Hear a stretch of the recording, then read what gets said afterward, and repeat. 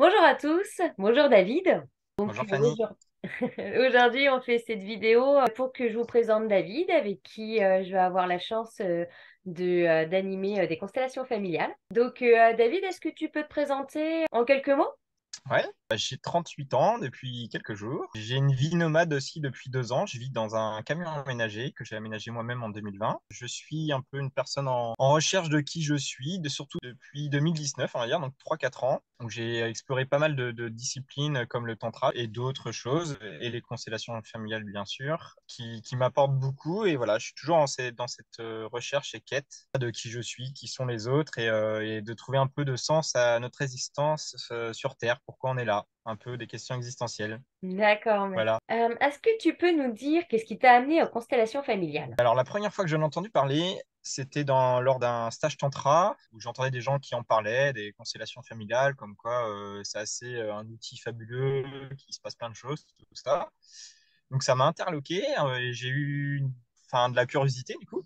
Et puis j'ai commencé à rechercher autour de chez moi où est-ce qu'il pouvait y avoir des personnes qui proposaient ce genre de pratique. Et du coup, j'ai fait une première constellation fin 2019 à Rennes. Et ça a été une première expérience assez forte, dans le sens où mon enfance a été retracée via les rôles de mes parents et moi-même, bien sûr, alors que j'avais pratiquement rien dit aux personnes, et notamment à l'animatrice, sur mon parcours et sur mon histoire. Donc c'était assez bluffant de voir que des personnes inconnues que je connaissais pas quelques minutes avant puissent raconter avec des émotions et des ressentis mon histoire. Et ça m'a vraiment bluffé, perturbé, et j'ai trouvé ça absolument génial. Et depuis, j'en ai refait beaucoup. Et du coup, qu'est-ce qui te donne envie, toi, de faciliter les constellations familiales?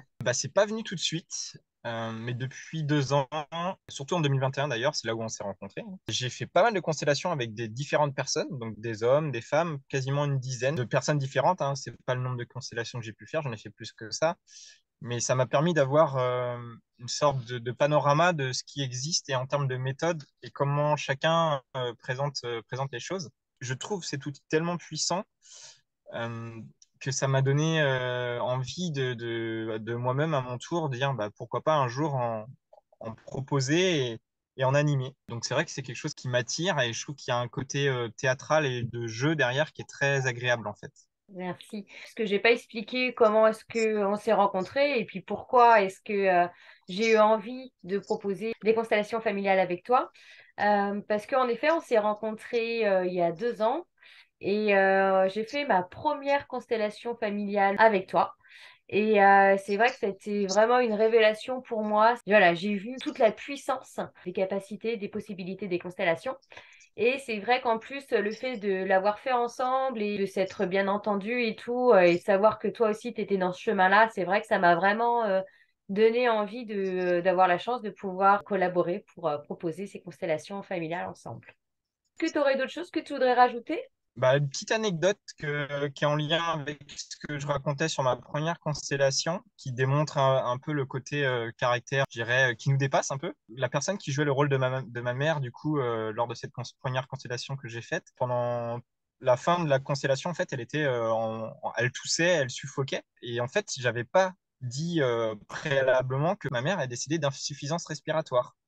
Et en fait, le fait qu'elle tousse comme ça, ça s'improvise pas, ça s'invente pas en fait. Pour moi, ça m'a complètement dit, ok, il y a vraiment quelque chose qui se passe, et ça m'a convaincu en fait. Et les constellations suivantes que j'ai pu faire n'ont fait que confirmer ça en fait. Venant d'études scientifiques, hein, j'ai fait de la comptabilité, des choses comme ça. Donc j'ai un côté très rationnel. Mais je me suis ouvert à la spiritualité et plein d'autres choses qui sont liées à tout ça. Et j'aime bien garder quand même des pieds sur terre. Donc pour moi, j'accepte en fait qu'il y a des choses qui nous dépassent. Et c'est ça qui est merveilleux en fait, notamment dans les constellations familiales. Super. Bon, ben, merci beaucoup, David. On va terminer cette vidéo là-dessus, sur cette anecdote. Et j'espère qu'on aura l'occasion de vous rencontrer bientôt. À bientôt, David! À bientôt!